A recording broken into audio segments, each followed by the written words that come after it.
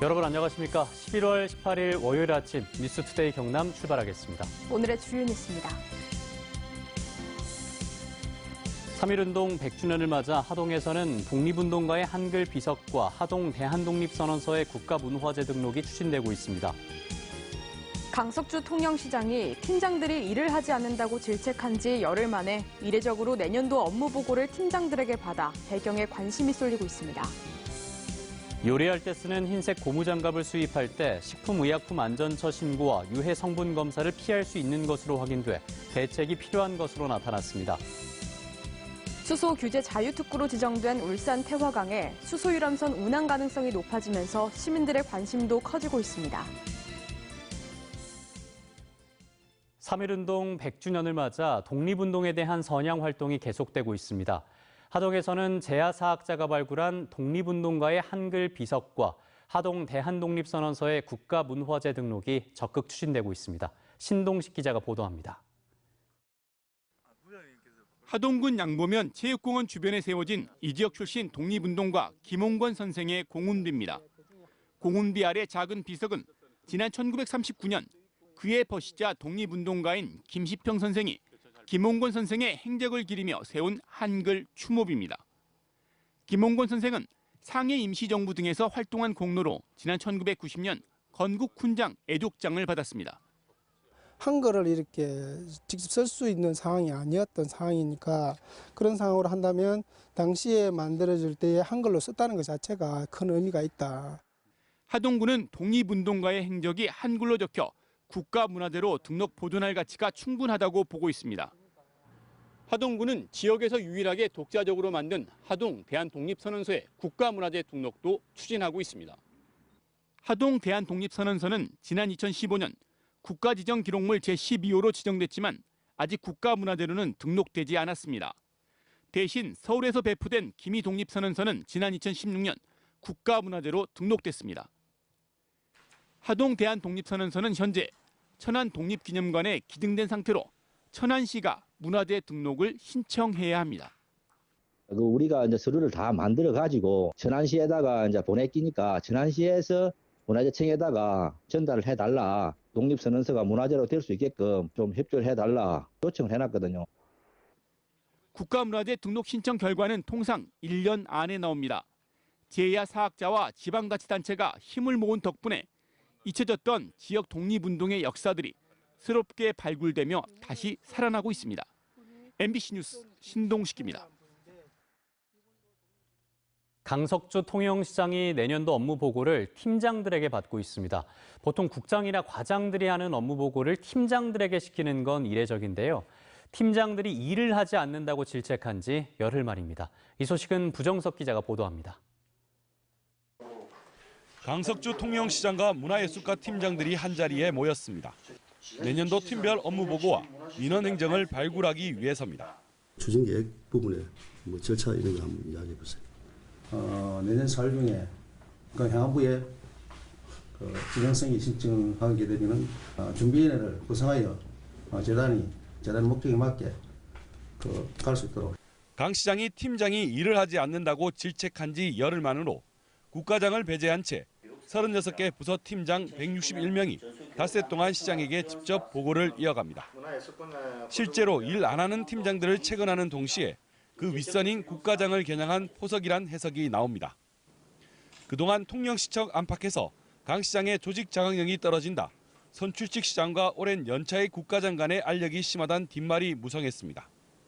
이 때문에 국과장을 적절히 견제하면서 팀장들이 적극적으로 일할 수 있는 분위기를 조성하려는 수순으로 풀이됩니다. 우수팀과 공무원에 대해서는 인센티브를 제공해서 열심히 일하는 직원이 대우받을 수 있는 그런 분위기를 만들어 나갈 계획입니다. 강 시장은 일하지 않는 공무원은 보직과 업무에서 제외하겠다고 강조했습니다. MBC 뉴스 부정석입니다.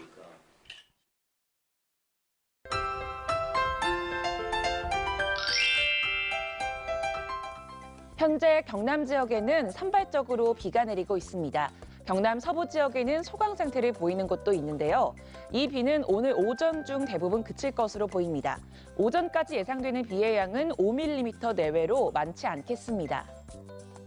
오늘 아침 기온은 지난주와 비교해 10도 가까이 높게 시작합니다. 하지만 오늘 비가 그친 뒤 낮부터 찬 공기가 들어오면서 기온이 크게 떨어지겠는데요.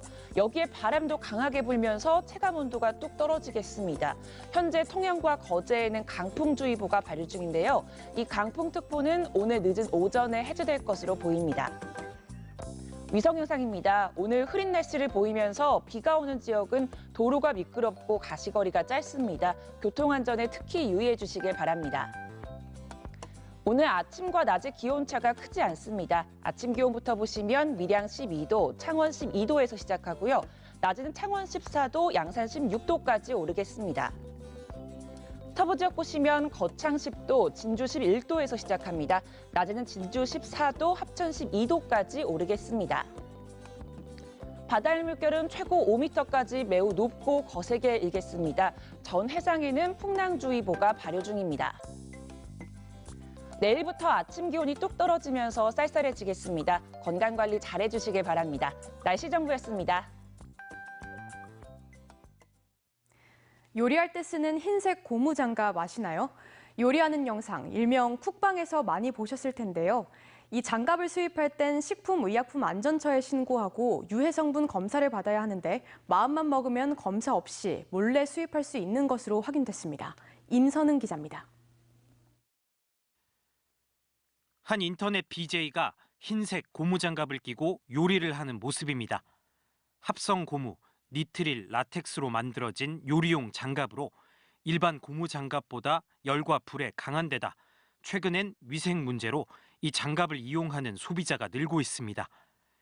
고무장갑은 음식에 직접 닿기 때문에 수입 시 반드시 식품의약품안전처에 신고하고 인체의 유해 여부를 검사받아야 합니다.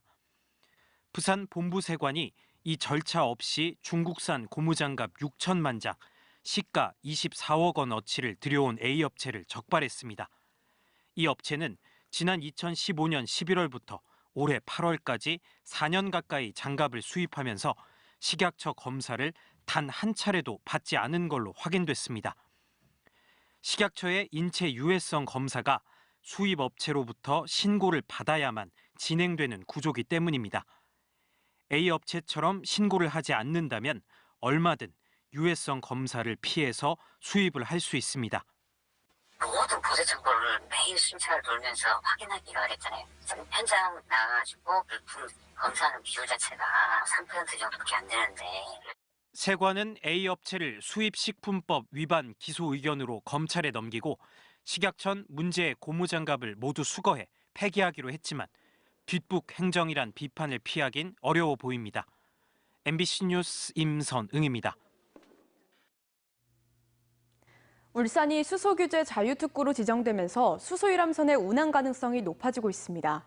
수소유람선을 띄우기 위한 국내 기술 수준은 어디까지 왔는지, 배 크기는 얼마나 될지 등 여러 궁금증이 나오고 있습니다. 유영재 기자의 보도입니다. 대형 크레인으로 선박을 번쩍 들어올려 바닷물에 띄웁니다. 전남의 한 민간업체가 직접 만든 전기 충전 선박을 시운전하기 위해서입니다. 울산이 수소 규제 자유 특구로 지정되자 이 업체는 울산에서 수소 선박을 만들어 보기로 했습니다. 사실 국내에 완성된 수소 선박이 없는 건 아닙니다.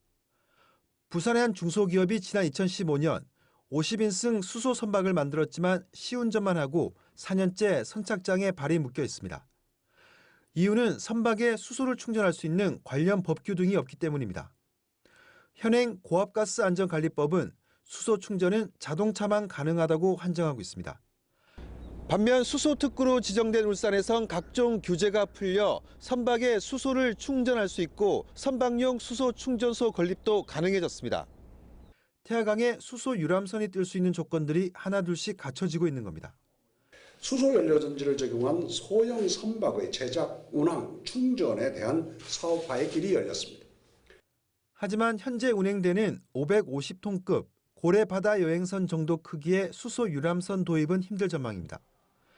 태화강 수심이 1에서 2m로 얕은 데다 장생포항에서 태화강 정망대까지 명청교와 태화교 등 교량들을 통과해야 하기 때문입니다. MBC 뉴스 유영재입니다. 서울에서 국내 첫 퀴어 문화 축제가 열린 지 20년 만에 경남에서도 퀴어 문화 축제가 열릴 예정입니다.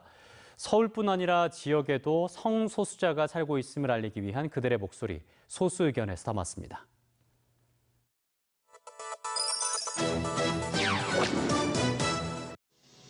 퀴어 문화 축제는 그 해외에서 열리고 있는 뭐 프라이드 퍼레이드나 퀴어 퍼레이드의 한국식 그런 이름인데요.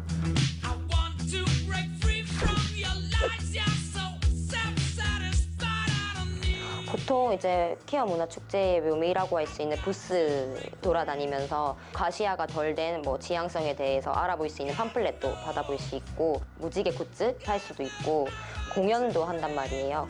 퍼레이드 행진이라고 하죠. 그런 게 깃발 펄럭이면서 그냥 보통 축제랑 비슷하다고 생각하시면 될 것 같아요. Somewhere between 60 and 75 independent groups across the United States, maybe more now. It's the separation of green folks. They've done it with the Black movement, they've done it with the Italian movement, they've done it with the Jewish movement. 2000년도에 서울에서 처음 시작되고 2009년도에 대구, 2017년도에는 부산과 제주, 2018년도에는 인천과 전주, 광주에서 열렸고요. 올해는 저희가 지금 추진하려고 합니다. 경남에 이 퀴어 문화 축제 열리는 데까지 20년이 걸렸다고 저는 생각이 하거든요. 제가 이때까지 봐왔고 살아왔던 경남은 꽉 막히고 보수적인 성향이 강하다, 개방적이지는 못하다라는 생각을 항상 가졌어요. 어찌 보면 정말 새로운 변화를 이끌어 나가는 게 저희 축제가 아닌가. 솔직히 뭐 처음 받아들인다는 게 쉽지만은 않잖아요. 그래서 그에 따른 반발도 굉장히 심할 거라는 건 예상을 하고 있고, 간담회에서 이제 여러 단체에서 저희에게 이제 혐오 세력에 대해서 어떻게 대응할 건지, 또 참가자 안전을 어떻게 보장할 건지 요거에 대해서 많은 질문을 하시더라고요. 경찰에게 저희의 요구 사항을 얘기하고 참가자들의 안전을 보호해달라고 계속 요구하는 중입니다. 아직 어린 청소년들과 젊은 사람들에게 문화라는 이름으로 무방비로 이렇게 성을 받아들이게 하는 것은 아주 위험하다고 생각합니다. 행진을 할 때 정말 깜짝 놀랄 수밖에 없는 그런 모습들을 하고 퍼레이드를 하게 될 때 우리 아이들에게 그것을 보여줄 수는 없는 것이죠.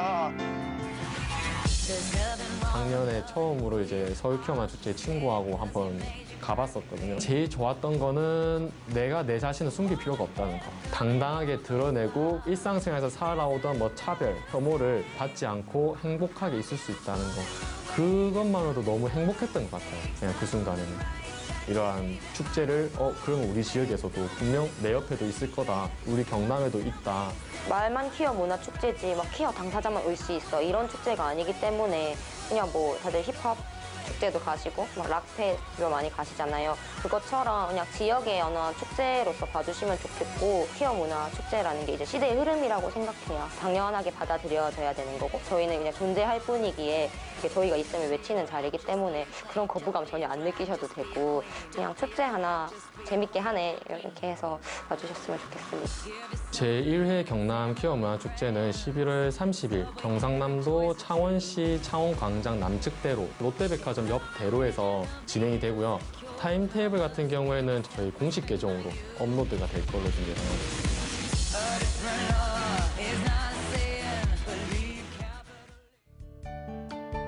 이어서 투데이 경남입니다. 인공지능 통합 돌봄 서비스 출범식이 오늘 오후 2시 경남도청에서 열립니다. 제80회 순국 선열의 날 기념 추모음악회가 오늘 오후 1시 30분 거창문화센터에서 펼쳐집니다. 진주 실크박물관 건립공청회는 오늘 오후 2시 30분부터 진주시청에서 열립니다. 2019 생활문화예술 동아리 간담회가 오늘 오후 2시 밀양시청에서 진행됩니다. 오늘 새벽 1시 50분쯤 거창군 거창읍의 한 2층짜리 단독주택에서 불이 나 2층에 혼자 있던 22살 신모 씨가 전신에 1, 2도의 화상을 입고 병원에 옮겨져 치료를 받고 있습니다. 불은 주택 내부 50제곱미터와 안에 있던 가재도구 등을 태워 소방서 추산 1,000만 원의 재산 피해를 낸 뒤 20여 분 만에 꺼졌는데, 경찰은 주택 2층에서 불이 시작된 것으로 보고 정확한 화재 원인을 조사하고 있습니다. 국토연구원에 따르면 올 2분기 거래된 경남 전세주택 가운데 58.61%가 직전 계약 당시보다 전세값이 하락해 울산 다음으로 전셋값 하락주택 비중이 높은 것으로 나타났습니다. 이는 부동산 시장이 급격히 위축한 데다 미분양 주택의 증가와 경기 침체 등의 영향으로 풀이되는데 집주인이 임차인에게 보증금을 돌려주지 못하는 역전세 우려도 커지고 있습니다. 가야 역사와 문화 복원을 위해 경상남도가 경상북도, 전라북도 등 영호남 3개 광역 기초자치단체와 협력을 다짐했습니다. 지난 15일부터 어제까지 국립중앙박물관에서 열린 영호남 가야문화권 한마당에서 경남을 중심으로 영호남 지자체는 가야사의 가치를 재조명하고 영호남 상생과 협력의 길을 모색하는 데 뜻을 모았습니다. 협력의 하나로 다음 달 3일부터 국립중앙박물관에서 가야 본성 칼과 현 특별전이 28년 만에 기획 전시되며 가야 고분군의 유네스코 세계유산 등재도 속도를 내고 있습니다. 사천시 시설관리공단이 사천 바다 케이블카의 정비와 정기 점검을 위해 오늘부터 닷새 동안 케이블카 운행을 중단한다고 밝혔습니다. 정비는 지부 발판을 교체하고 와이어로프 진동을 줄이는 장치를 설치하며 사고가 발생했을 상황을 대비해 16명으로 구성된 해상과 육상 구조팀의 탑승객 구조 훈련도 실시합니다. 월요일 뉴스투데이 경남 여기서 마무리하겠습니다. 함께해 주신 여러분 고맙습니다.